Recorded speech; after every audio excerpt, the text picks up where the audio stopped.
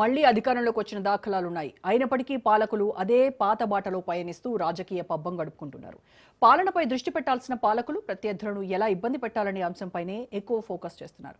రెండు తెలుగు రాష్ట్రాల్లో ఈ అరెస్టులు, దాడులు, విచారణలు, నోటీసులు ఈ అంశంపైనే ఎక్కువగా ఫోకస్ చేస్తున్నట్టుగా ప్రభుత్వాలు కనబడుతూ ఉన్నాయి. అసలు ఏం జరుగుతున్నాయి రెండు తెలుగు రాష్ట్రాల్లో మాట్లాడదాం. ఇవాళ డిబేట్లో పార్టిసిపేట్ చేస్తున్నారు గరేపల్లి సతీష్ గారు, బీఆర్ఎస్ నాయకులు, అండ్ వైఎస్ఆర్సీపీ నాయకులు వంగవీటి నరేంద్ర గారు, టీడీపీ నాయకులు కంచర్ల విజయ్ గారు, అండ్ ఉపాల్ లక్ష్మణ్ గారు, అనలిస్ట్. నమస్కారం అండి అందరికీ. ముందుగా విజయ్ గారు, విజయ్ గారు, ఏం జరుగుతోంది ఏపీలో? అంటే ప్రజా సమస్యల్ని గాలి కొదిలేసి రెడ్ బుక్ రాజ్యాంగాన్ని నడిపిస్తూ ఉన్నారు.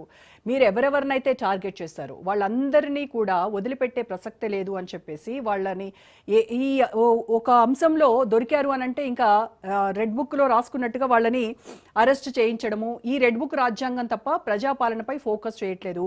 అట్ ద సేమ్ టైం మంత్రులు కూడా అరెస్టులు చేసిన తర్వాత మీకు సినిమా చూపిస్తాము, ఇక మీకున్నదే ఇలాంటి వార్నింగ్స్ ఇవ్వడం ఏంటి, తర్వాత జంతువుల కొవ్వు కలిసింది అని చెప్పేసి బాబు, లోకేష్, పవన్ కళ్యాణ్ అందరూ స్టేట్మెంట్స్ ఇచ్చిన తర్వాత ఇప్పుడు దానిలో సిబిఐ ఇచ్చినటువంటి రిపోర్ట్లో ఎలాంటి జంతువుల అవశేషాలు లేవు, కొవ్వు లేదు అని వాళ్ళు చెప్పిన తర్వాత ఇప్పుడు మళ్ళీ మీరు క్షమాపణ చెప్పాల్సింది పోయి దేవుణ్ణి రాజకీయాలకు వాడుకుంటున్నారు. పైపెచ్చు అడిగినందుకు, మాట్లాడినందుకు ఈ రకంగా దౌర్జన్యాలు, ఇంటిపై దాడులు చేస్తూ ప్రజల దృష్టిని మళ్లించేటువంటి ప్రయత్నం చేస్తున్నారు. ఇది కంప్లీట్గా వెండెట్టా పాలిటిక్స్ అని చెప్పేసి విమర్శిస్తూ ఉన్నారు వైఎస్ఆర్సీపీ నాయకులు.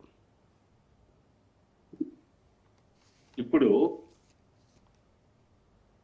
ప్రజా సమస్యలు ఎవరు గాలికి వదిలేశారు? 23,000 కోట్ల రూపాయల 23 లక్షల కోట్ల రూపాయలు పెట్టుబడుల్ని ఆకర్షించడం జరిగింది 19 నెలల పరిపాలనలో. అదేవిధంగా పోలవరం ప్రాజెక్ట్ ని ఇప్పటి వరకు 85% కంప్లీట్ చేయడం జరిగింది. భోగాపురం ఎయిర్పోర్ట్ వచ్చే నెలలో పూర్తి స్థాయిలో ప్యాసింజర్స్ తో అది వర్ధిల్లబోతుంది. అదేవిధంగా అమరావతి నిర్మాణం శరవేగంగా జరుగుతుంది. 5 సంవత్సరాల వైసీపీ పాలనలో రాష్ట్రానికి రాజధాని లేకుండా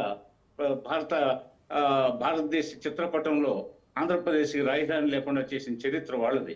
వీటన్నిటిని ముందుకు తీసుకుపోతుంటే అది అభివృద్ధి కాదా? అదేవిధంగా ప్రజలకు ఇచ్చిన హామీలు సూపర్ 6 లో భాగంగా ఇప్పటికే చాలా కంప్లీట్ చేయడం జరిగింది. మరి నెల నెల పింఛన్లు ఒక్కసారిగా మేము 1000 రూపాయలు పెంచి 4,000 రూపాయలు చేసింది అది ప్రజా సంక్షేమం కాదా? లేకపోతే జనాభాలో సగభాగంగా ఉన్నటువంటి మహిళలకు ఉచిత ప్రయాణ సౌకర్యం కల్పించడం అది సంక్షేమము, స్త్రీలకు ఇచ్చిన సాధికారత కాదా? ఇలా అనేక సంక్షేమ కార్యక్రమాలు, అభివృద్ధి కార్యక్రమాలు శరవేగంగా వర్ధిల్లుతుంటే రాష్ట్రంలో ప్రజా సమస్యలను గాలి వదిలేదే.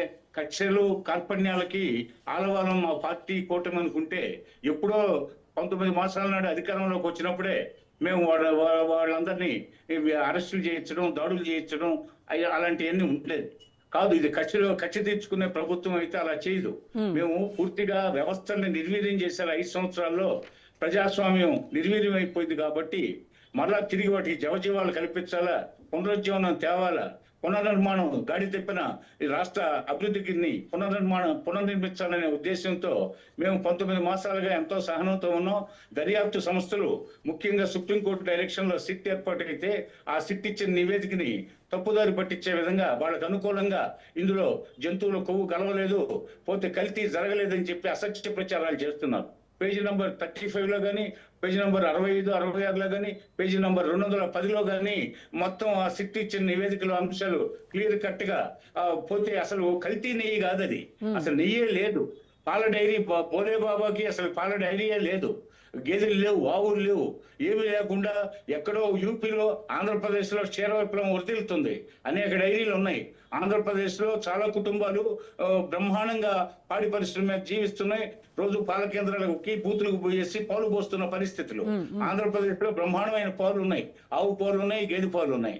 మరి వీటన్నిటిని వదిలేసి ఎక్కడో నార్త్ ఇండియాలో ఉండేటటువంటి బోలే బాబా డైరీ, అసలు బోర్డు ఉంది కానీ డైరీ అని చెప్పేసి ఒక గేదె లేదు, ఒక ఆవు లేదు. మరి చుక్క పాలు లేకుండా వెన్న లేకుండా మరి నెయ్యి ఎలా వస్తుంది? మరి పామ్ ఆయిల్ ని తీసుకొని లాక్టిక్ యాసిడ్ లాంటిది, అదేవిధంగా మోనాక్సైడ్ లాంటి ఇవన్నీ తీసుకొని రకరకాల యాసిడ్స్ తో వీటన్నిటిని 10% లోపు జంతు కొవ్వు ఇస్తే అది కనిపెట్టలేరనే ఉద్దేశంతో 10% లోపు జంతు ఇది కొవ్వును కూడా కలిపి ఈ విధంగా పాచిపోయిన లడ్లు, బూజు పట్టిన లడ్లు, దుర్వాసన వచ్చిన లడ్లని భక్తులు స్వయంగా అనుభవించారు. కాబట్టి కోట్లాది మంది భక్తులు 5 సంవత్సరాల్లో తిరుమల దర్శించుకున్న వాళ్ళందరిలో రైట్ విజయ్ గారు, మీరు చెప్తున్నది ఎస్ ఇలాంటి వివాదాలు వచ్చినప్పుడు వీటికి సంబంధించి కోర్టులు జోక్యం చేసుకుంటాయి. అట్ ద సేమ్ టైం దర్యాప్తు సంస్థలు కూడా తమ పని తాము చేస్తాయి, రిపోర్ట్స్ ఇస్తాయి. సో కానీ ఇప్పుడు అంబటి రాంబాబు మాట్లాడినటువంటి మాటలను ఎవరు కూడా స్వాగతించట్లేదు. పైపెచ్చు ఆయనే రిగ్రెట్ అయ్యారో, రియలైజ్ అయ్యారో, ప్రెస్ మీట్ పెట్టి చెప్పారు. అంటే నేను వాడకుండా ఉండాల్సింది, నేను అంటే చంద్రబాబు నాయుడు కాదు, మా ఇంటిపైన దాడి చేయడానికి వచ్చినటువంటి వ్యక్తులను ఉద్దేశించి నేను మాట్లాడాను, బట్ స్టిల్ అది తప్పన్నట్టుగానే ఆయన మాట్లాడారు. సో ఈవెన్ దో చట్ట పరిధిలో ఇప్పుడు ఇవాళ అంబటి రాంబాబును శిక్షించడానికి అవకాశం ఉన్నప్పటికీ కూడాను ఎందుకు చట్టాన్ని చేతుల్లోకి తీసుకొని ఈ రకంగా ఉన్నటువంటి దాడులకు పాల్పడుతున్నారు టీడీపీ కార్యకర్తలు? అదే చెప్తున్నా ఏం లేదు, ఆ నివేదికలో అంశాలని వాళ్ళు వక్రీకరించి తమకు అనుకూలంగా మార్చుకున్నారు. 19 మాసాలుగా మేము ఎవరి జోలికి పోలేదు. అంబటి రాంబాబు జోలికి పోలేదు, రోజా జోలికి పోలేదు, లేకపోతే ఇంకా ఇతర జోగి రమేష్ జోలికి పోలేదు. ఇటీవల వాళ్ళు బరి తెగించి మాట్లాడటం, పోతే రెచ్చగొట్టే వ్యాఖ్యలు, పోతే అన్పార్లమెంటరీ లాంగ్వేజ్, అదే విధంగా సమాజంలో ఉద్రిక్తతలు పెంచే విధంగా మాట్లాడుతున్నారు. పదే ఉద్రిక్త పరిస్థితులను కల్పించడానికి వాళ్ళు చేస్తున్న ప్రయత్నాలు ఈ సిట్టి నివేదికని ఆధారం చేసుకుని ఇందులో కల్తీ జరగలేదని చెప్పి ప్రజల్ని తప్పుదారి పట్టించే విధంగా అసత్య ప్రచారాలు చేస్తూ ఉంటే ఫ్లెక్సీలు పెట్టారు. ఈ కూటమి ప్రభుత్వానికి సంబంధించి ఫ్లెక్సీలు పెట్టారు ప్రభుత్వం తరఫున. ఏమని పెట్టారు? ఇదే మహాపాపం, ఇది వాస్తవం కాదని చెప్పి. మరి వాళ్ళు ఎందుకు అంతలేక సహనం కోల్పోయి వాటన్నిటిని పీకేయడం, వాటన్నిటిని కాళ్ళ కింద తొక్కేయడం, మంటల్లో కాల్చేయడం, మరి వాటన్నిటిని విసిరి కొట్టడం, ఇవన్నీ జరిగాయి. దీంతో ప్రజలు ఎక్స్పీరియన్స్ అయిన 5 years ఎక్స్పీరియన్స్ అయిన ప్రజలే స్వచ్ఛందంగా బజార్లకు వచ్చేసి గుమిగూడి ఈ ప్రజలే వాళ్ళని ప్రశ్నించడానికి పోయారు. అంతేగాని కూటమి కార్యకర్తలు పోవడం కాదు. అదే విధంగా ఏం అంటే చట్టాన్ని చేతిలోకి తీసుకున్నట్టే కదా ఇంటి మీదకు దాడికి పాల్పడటము, అక్కడ వాళ్ళ వస్తువులను ధ్వంసం చేయడము, ఇంటిని ధ్వంసం చేయడము, ఇవన్నీ కూడా వాళ్ళ చట్టాన్ని చేతిలోకి తీసుకోవడమే. అండ్ అటెంప్ట్ టు మర్డర్ చేసినట్టే కదా. పెట్రోల్ బాంబులు విసిరి మరి వాళ్ళ ఇల్లుని పార్షియల్ గా డ్యామేజ్ చేయడము, కాల్ చేయడము అని అంటే ఇది చట్టాన్ని చేతిలోకి తీసుకోవడం కాదంటారా విజయ్ గారు? అవునవును, ఇప్పుడు చెప్తాను. మీరు చెప్పిన దానికి భార్గవ రెడ్డిని పల్నాడు, ఈ అంబటి రాంబాబుకి ఆయనకి పడదు.